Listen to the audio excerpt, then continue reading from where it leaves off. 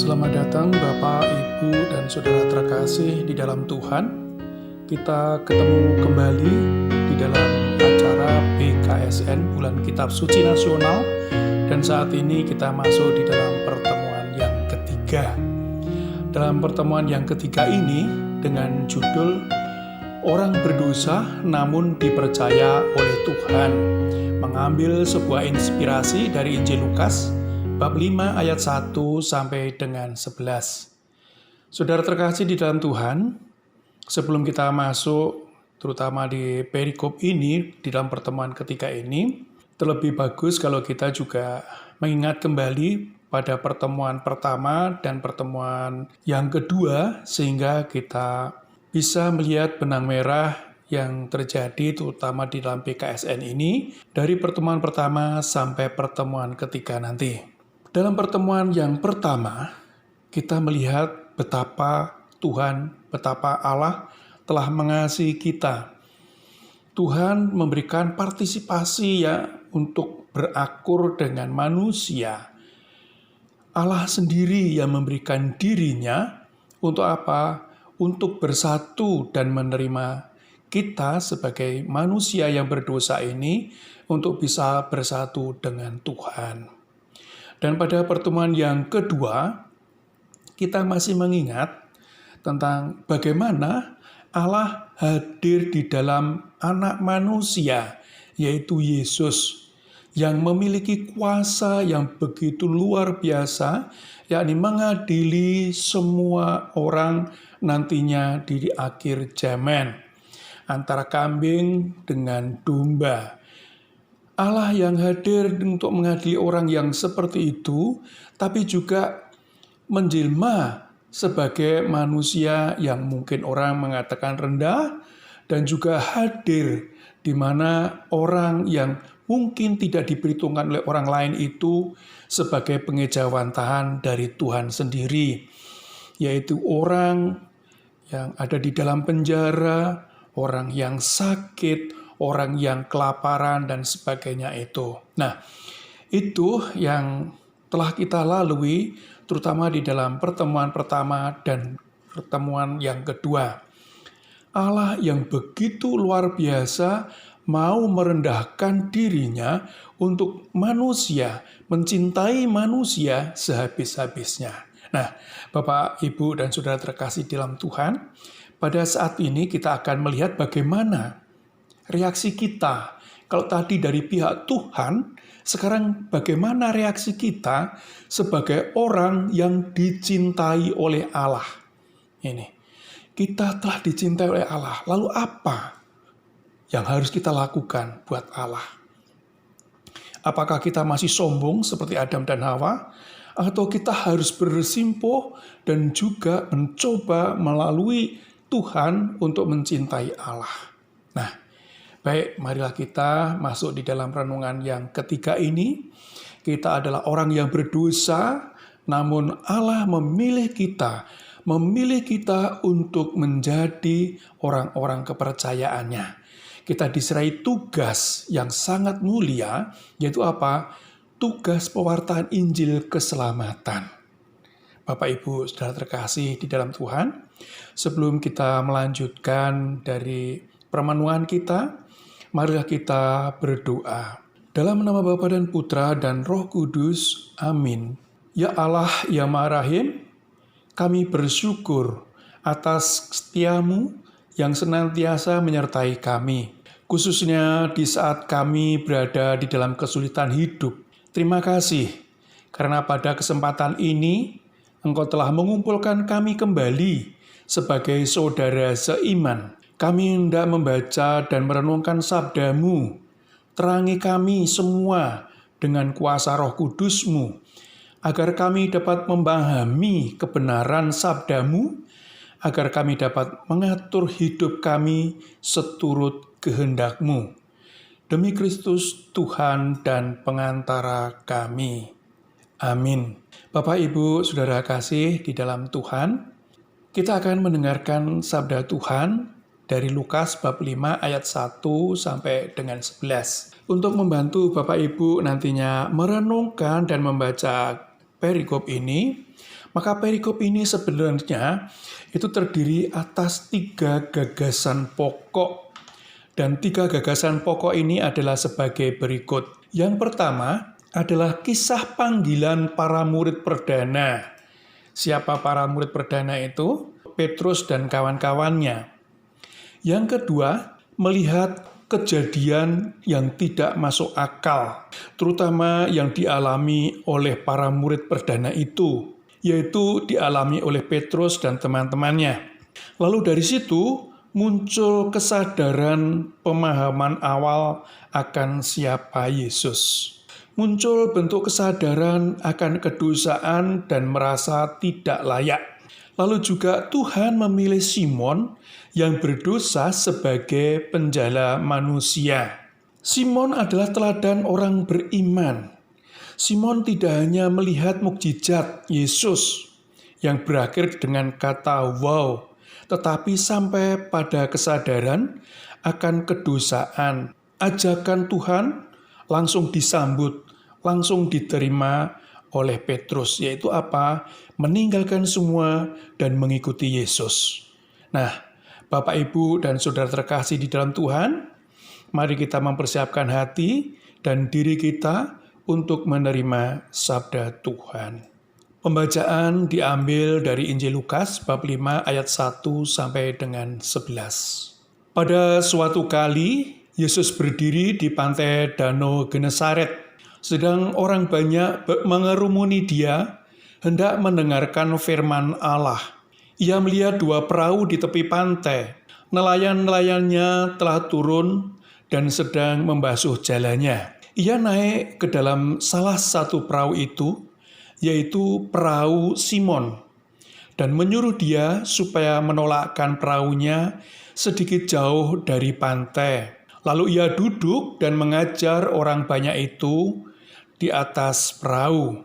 Setelah selesai berbicara, ia berkata kepada Simon, "Bertolaklah ke tempat yang dalam dan tebarkanlah jalamu untuk menangkap ikan." Simon menjawab, "Guru, telah sepanjang malam kami bekerja keras dan kami tidak menangkap apa-apa. Tetapi karena Engkau yang menyuruhnya, aku akan menebarkan jala juga." Dan setelah mereka melakukannya, mereka menangkap sejumlah besar ikan, sehingga jala mereka mulai koyak. Lalu mereka memberi isyarat kepada teman-temannya di perahu yang lain, supaya mereka datang membantunya. Dan mereka itu datang, lalu mereka bersama-sama mengisi kedua perahu itu dengan ikan hingga hampir tenggelam. Ketika Simon Petrus melihat hal itu, ia pun tersungkur di hadapan Yesus dan berkata, "Tuhan, pergilah daripadaku, karena aku ini orang berdosa." Sebab ia dan semua orang yang bersama-sama dengan dia takjub oleh karena banyaknya ikan yang mereka tangkap. Demikian juga Yakobus dan Yohanes, anak-anak Zebedius yang menjadi teman Simon.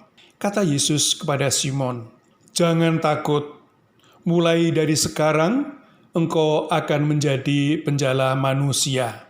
Dan sesudah mereka menghela perahu-perahunya ke darat, mereka pun meninggalkan segala sesuatu, lalu mengikut Yesus. Demikianlah sabda Tuhan. Terpujilah Kristus.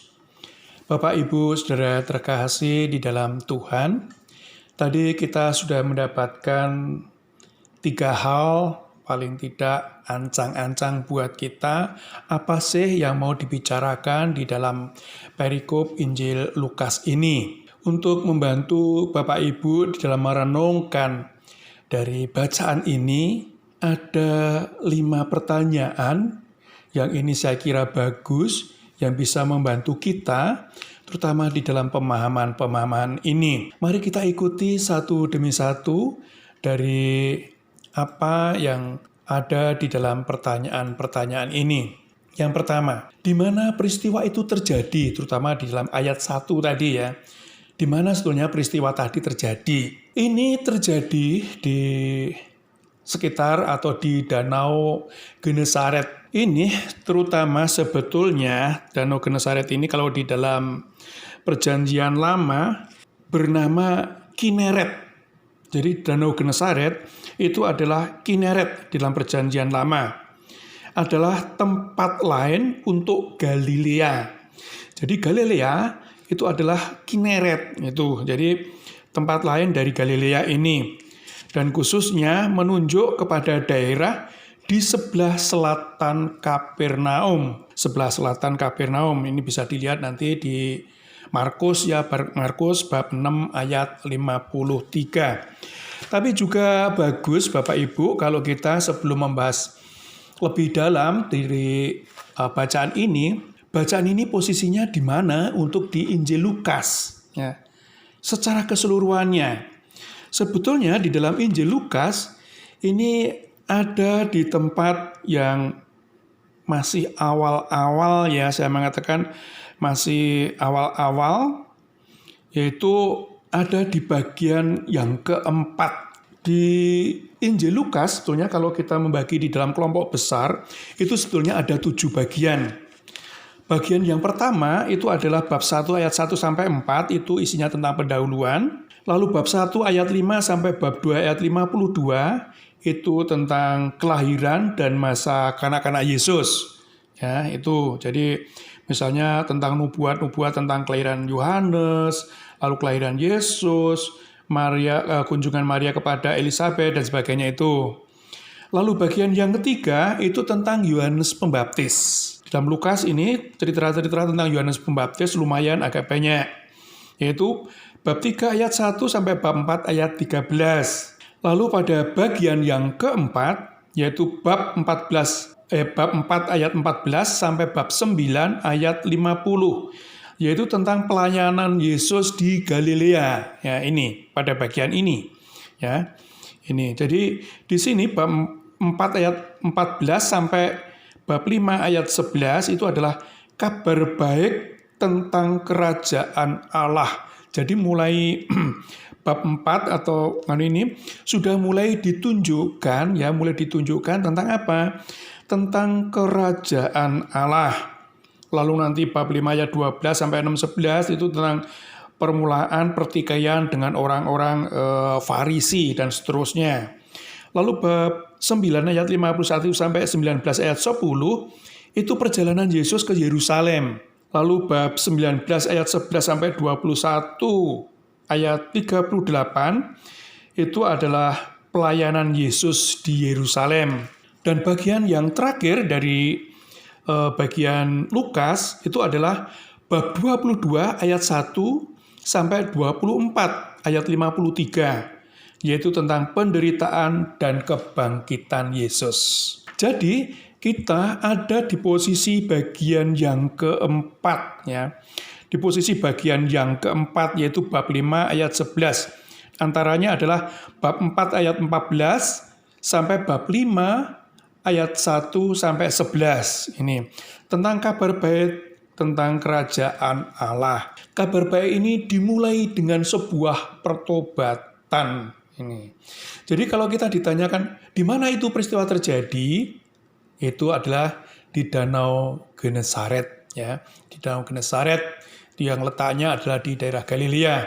Di situ tadi di dalam bacaan dinyatakan bahwa banyak orang yang berduyun-duyun, berkerumun ingin mendekat pada Yesus untuk apa? Untuk mendengarkan firman Tuhan, untuk mendengarkan firman Allah yang akan disampaikan oleh Yesus. Tentu dengan pendengar yang sedemikian banyak, yang berbondong-bondong, maka mungkin Yesus saat itu, kalau kita mungkin di dalam bentuk meditasi, kita gambarkan situasi yang saat itu, mungkin Yesus saat itu tidak bisa leluasa untuk mengatakan sesuatu atau bersabda. Maka ketepatan saat itu ada nelayan-nelayan yang sudah mulai merapat, maka dia menumpang sebuah perahu, yaitu perahu Simon. Lalu setelah dia naik, lalu menyuruh dia, Simon maksudnya, untuk agak ke tengah. Lalu duduk, mulai mengajar kepada mereka. Lalu di dalam bacaan tadi, di dalam pertanyaan-pertanyaan, Setelah selesai mengajar, apa yang diperintahkan Yesus kepada Simon dan bagaimana reaksinya, itu pada ayat 4 ya. Di sini yang diperintahkan oleh Yesus kepada Simon adalah menyuruh Simon untuk bertolak ke tempat ya mungkin agak jauh dan lebih dalam. Lalu apa? Lalu disuruh menebarkan jala. Bapak Ibu mungkin bisa bayangkan ya.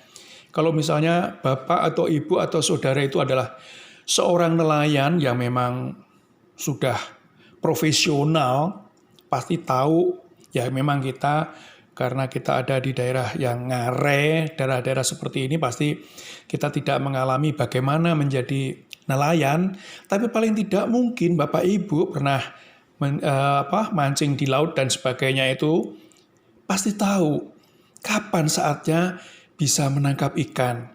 Pasti bukan siang hari, kan tetapi apa? Pada malam hari. Pengetahuan seperti itu pasti sudah diketahui oleh Petrus.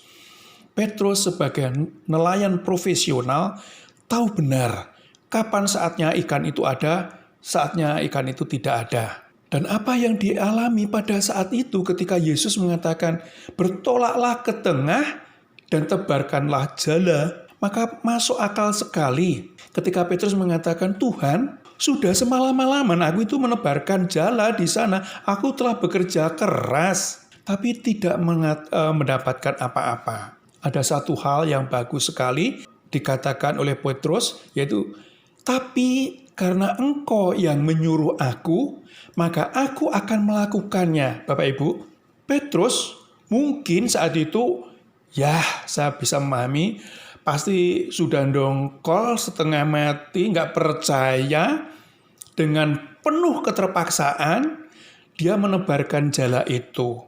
Dia menebarkan jala itu. Apa yang terjadi? Ini pertanyaan yang ketiga.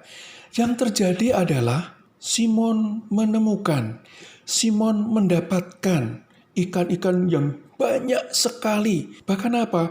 Jalannya pun terkoyak, hampir putus. Maka dia mengajak untuk teman-temannya mendekati dia. Untuk apa? Untuk membantu menarik ikan-ikan itu supaya bisa dimasukkan ke dalam perahunya.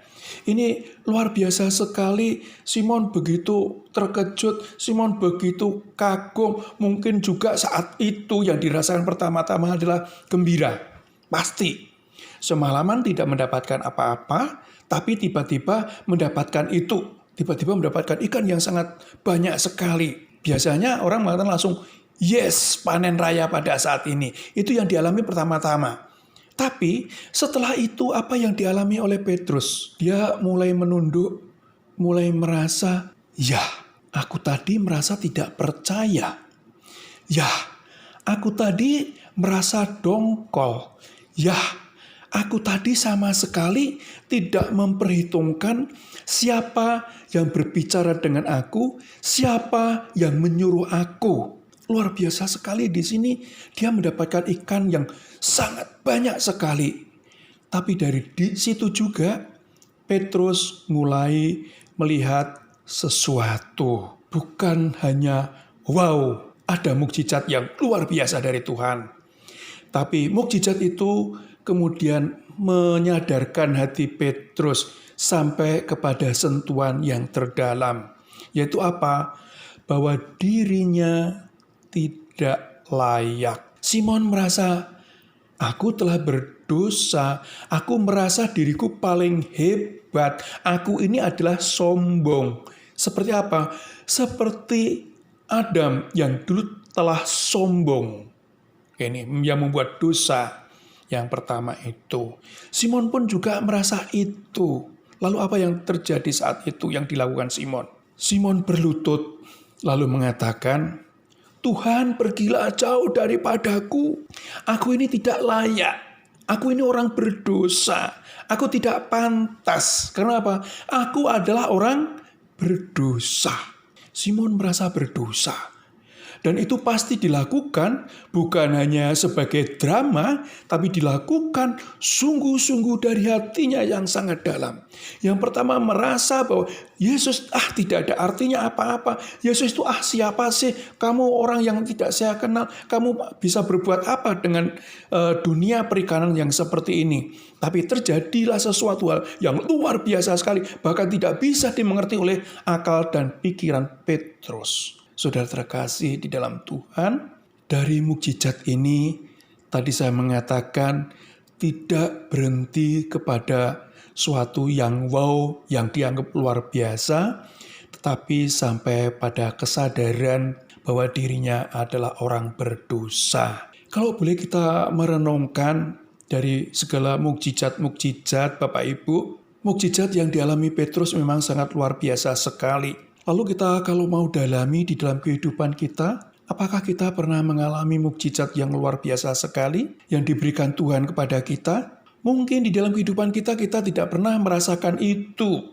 Kita tidak pernah merasakan bahwa Allah memberikan mukjizat yang luar biasa kepada kita. Meskipun setiap hari kita diberi mukjizat yang luar biasa oleh Tuhan. Apakah mukjizat itu?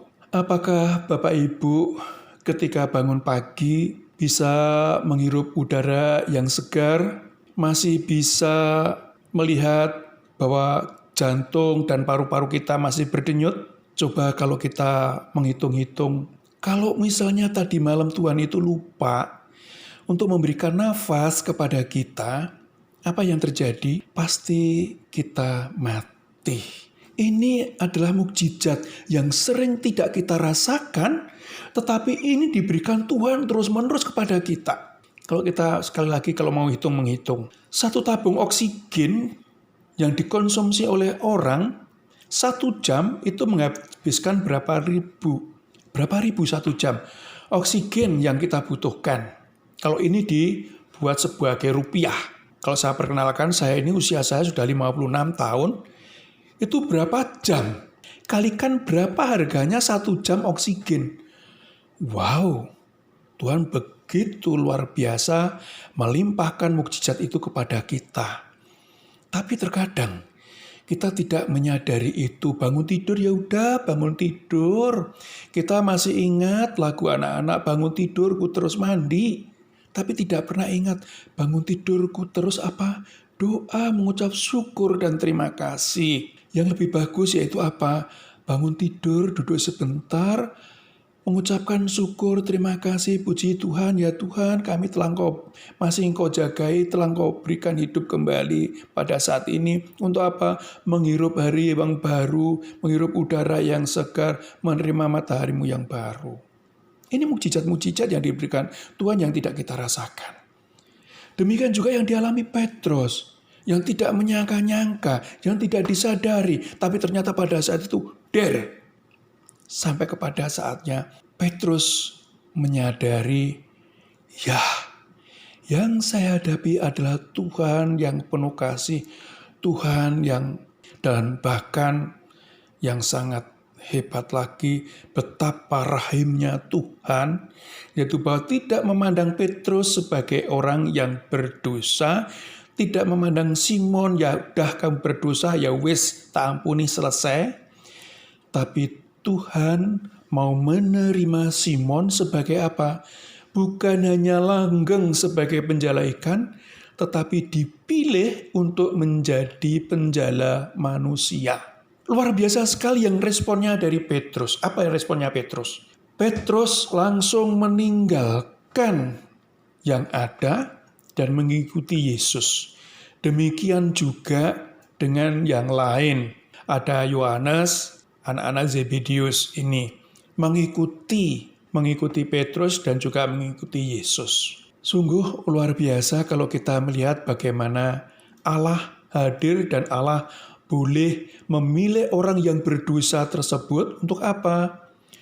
Untuk mengikuti jalan Tuhan, ya. Untuk mengikuti jalan Tuhan. Untuk apa? Untuk mewartakan Injil Tuhan. Saudara terkasih dalam Tuhan, mari kita sekarang melihat pesan-pesan apa dan pemahaman penerapan apa yang boleh kita terima dari Injil tadi, sehingga kita boleh merenungkan ini di dalam 1 minggu ini. Yang pertama, yaitu bahwa mukjizat penangkapan ikan yang dialami oleh Simon Petrus menunjukkan bahwa Yesus menyuruh untuk menebarkan jala itu adalah Tuhan yang Maha Kuasa. Yang pertama-tama boleh kita terima adalah itu, yaitu bahwa Dia adalah Tuhan yang Maha Kuasa. Ia berkuasa untuk memerintahkan alam sekalipun, dan alam pun taat kepadanya. Dialah Tuhan yang kita percaya dan kita sembah. Walaupun demikian, Ia datang dalam kehidupan manusia di dalam dunia ini dan menyatakan dirinya itu kepada kita. Dan di hadapan Tuhan yang Maha Kuasa itu, Simon menyadari siapa dirinya. Ia sujud di depan Yesus lalu berkata, "Tuhan, pergilah dari hadapanku, karena aku ini adalah orang yang berdosa." Di hadapan Tuhan, kita hanyalah manusia yang berdosa. Kita mempunyai kecenderungan kepada dosa. Dan dengan kekuatan sendiri kita tidak sanggup untuk mengalahkan dosa. Walaupun demikian, Tuhan meminta Simon untuk mengikuti Dia. Yaitu apa? Menjadikan penjala manusia. Ia dipercayakan tugas kepada Simon untuk memberikan karya keselamatan yang dikerjakannya untuk manusia. Kabar gembira, Injil tentang keselamatan. Hal yang sama berlaku juga tentunya adalah untuk kita orang yang percaya kepada Yesus. Ini, sekalipun kita adalah orang yang berdosa, Tuhan telah memanggil kita untuk mengikutinya dan mempercayakan tugas untuk memberitakan kasih Injil Allah yang menghendaki keselamatan manusia. Kita dipanggil, ya. Kita dipanggil untuk menjalankan itu, menjalankan kabar gembira itu, juga terutama di masa pandemi ini ya. Di masa pandemi ini kita juga diminta untuk pewartaan Injil. Bukan kita membawa Alkitab kemana-mana, membawa Alkitab ke jalanan, bukan. Tapi apa? Dengan membawakan diri kita. Di dalam pandemi ini ya, kita menggunakan masker. Itu sendiri sudah Injil. Ya, itu pun sudah Injil. Apa? Kita memberikan bentuk keteladanan. Ayo semuanya pakai masker supaya apa? Kita tidak ketularan dan tidak saling menularkan. Hancurkan virus corona dengan kita saling menjaga diri. Maka pesan penerapannya adalah kapan dan bagaimana seorang mengikuti Yesus dapat menyadari bahwa Allah Maha Kuasa dan bahwa di hadapan Allah Dia hanyalah manusia yang berdosa. Itu tadi semua udah kita lihat bagaimana Petrus di hadapan Yesus telah bertobat karena melihat apa? Melihat mukjizat Yesus yang didalami, lalu dari situ dia merasa berdosa dan kemudian dengan sikapnya yang sungguh-sungguh merendahkan dirinya untuk apa? Untuk hal karena dosa-dosanya, bahkan mengatakan aku ini tidak layak Tuhan, aku ini tidak pantas, pergilah daripadaku. Nah itu tadi ya. Ini jadi sebagai manusia seharusnya sikap kita, manusia yang berdosa ini di hadapan Allah yang Maha Kuasa, bagaimana sikap Allah terhadap manusia yang berdosa ini tadi sudah kita omongkan semua, kita telah merembuk ini semua. Bahkan kita sebagai orang Katolik dapat menjalankan tugas yang dipercayakan Tuhan kepada kita ini. Ya, ini tadi mungkin hal-hal yang kecil yang saat ini bisa kita rasakan pada masa pandemi ini ya. Ini mungkin pakai helm, kita menjaga jarak, bahkan kita di rumah. Nah, hanya di rumah ya. Ini pun juga menjadi bentuk-bentuk pewartaan kabar gembira. Karena apa? Kita akan membirakan orang lain. Coba kalau kita nongkrong-nongkrong di tempat yang lain, lalu kemudian maaf, sekali lagi maaf, mudah-mudahan tidak terjadi, lalu kena virus, lalu dibawa ke rumah, lalu keluarga juga menerima itu semua, ikut karena akibatnya apa yang terjadi? Kita bukan memberikan kabar gembira, bukan Injil itu, tapi apa? kesedihan buat keluarga. Kita pribadi demi pribadi diutus oleh Allah, diutus oleh Tuhan. Untuk apa? Memberikan senyum bagi orang lain, memberikan kenyamanan bagi orang lain. Dengan apa? Dengan berbuat yang lebih baik, kepada diri sendiri maupun juga kepada orang lain, dengan menjalankan tugas-tugas kita, terutama tugas-tugas yang memberikan kebahagiaan buat diri kita dan juga buat diri sesama kita. Jangan kita saling membahayakan. Mungkin di dalam permenungan yang ketiga ini, kita sebagai orang berdosa namun dipercaya oleh Tuhan ini, kita boleh bisa merenungkan mungkin sesuai dengan pengalaman Bapak Ibu sendiri di dalam berkarya, di dalam penginjilan, di dalam hidup ini, masing-masing di dalam diri kita, di keluarga kita, di rumah kita, di dalam masyarakat kita, di gereja kita. Kita bisa saling memberikan ini. Kita bisa memberikan kebahagiaan bagi orang lain, sehingga nanti pada saatnya kita bisa berkumpul kembali di dalam kerajaan surga. Mari kita antarkan Bapak Ibu di dalam doa penutup. Ya Allah yang Maha Kasih, Maha Cinta, kami bersyukur atas sabda-Mu yang menginspirasi kami. Bantulah kami selalu dengan kuasa Roh Kudus-Mu, agar kami dapat mengenali diri kami di hadapan-Mu dan berani mempersembahkan hidup kami untuk kerajaan-Mu. Ingatkanlah kami bahwa di dalam keberdosaan kami sekalipun, Engkau tetap merangkul kami dan mempercayai kami untuk melakukan kehendak-Mu. Demi Kristus, Tuhan dan pengantara kami. Amin. Bapak, Ibu, dan Saudara terkasih di dalam Tuhan, demikianlah pertemuan kita yang ketiga ini. Kita akan bertemu kembali pada pekan yang keempat. Terima kasih atas kesediaan Bapak Ibu meluangkan diri terutama untuk pertemuan yang ketiga ini. Kita akan bertemu kembali pada pertemuan yang keempat. Jangan lupa subscribe dan tekan tombol lonceng dan berikanlah komentar sehingga membantu di dalam tayangan-tayangan ini. Terima kasih. Sampai jumpa.